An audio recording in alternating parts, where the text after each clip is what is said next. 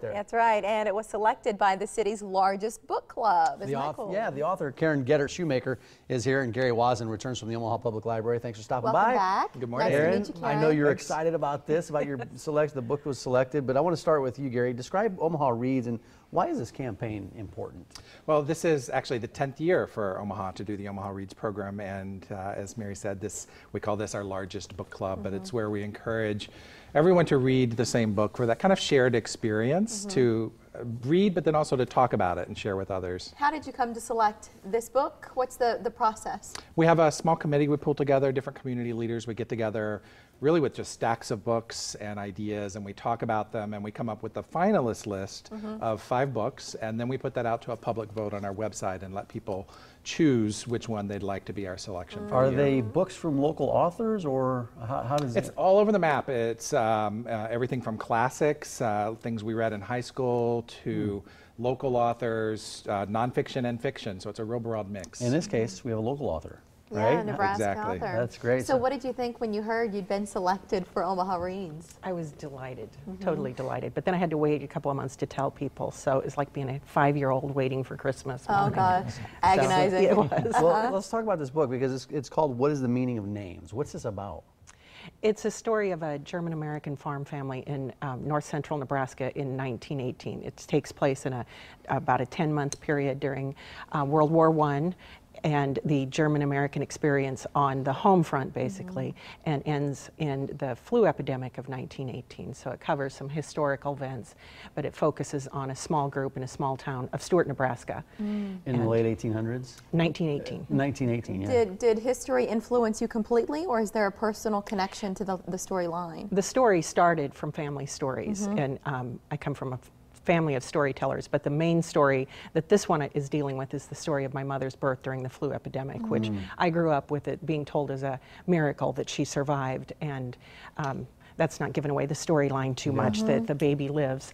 But I wanted to tell that story, but then as I started researching, the era is fascinating, what was happening, and I did a lot of research. I read a lot of newspapers, spent a lot of time at libraries and at the Historical Society reading newspapers and reading books. Basically, I've been researching it my whole life, but once I started writing, I found the era so fascinating The that I told picture that story. on the cover, I don't know if we can, because there's a sticker on this one. I don't know if we have that image again that we can show.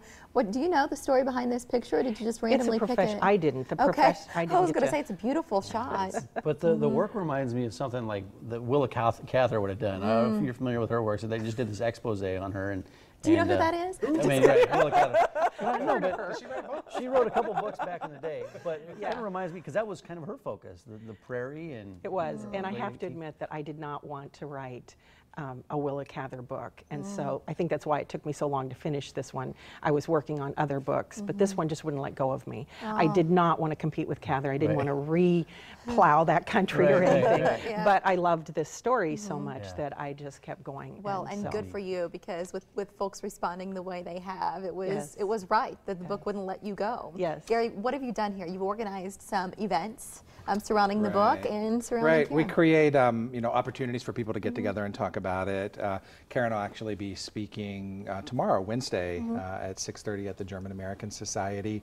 It'll be a chance for people to meet her, to hear her read, and purchase copies of the book. They'll be available there, and she'll sign those for you. Then we have book clubs and other events going on all month long for people to come and share and learn. And LitFest, what part is that? What's LitFest? LitFest is coming up. It's an annual event we also do around this time each year, and that's an opportunity to bring authors together. It's coming up September 12th and 13th, and Karen's one of the authors that's going to be featured at LitFest this year, and that's at the downtown library Friday night, the 12th, and then all day Saturday, the 13th. You'll get to meet lots of different authors and hear them talk and share their work. There's more information about all of the events. We flashed a few details for you there a moment ago. But omahalibrary.org has everything, and as you see right on the homepage, just click on that banner, Omaha Reads, and you can learn more about the meaning of names, learn more about Karen, and of course all of the events that are upcoming. Karen, it is nice to have you here. We really appreciate it. Thank you very much. Thank you. Yeah, And thanks, Gary, Karen. Nice to meet always you. great to see Great, you. thanks. Oh, and another soft touch cover. It is. Our It just theme feels du good in your jour. hand. And have It copies just for feels both great of in you your there. hand. Oh, thank you. Thank you very much. Great. Thank Okay, you. so does your dog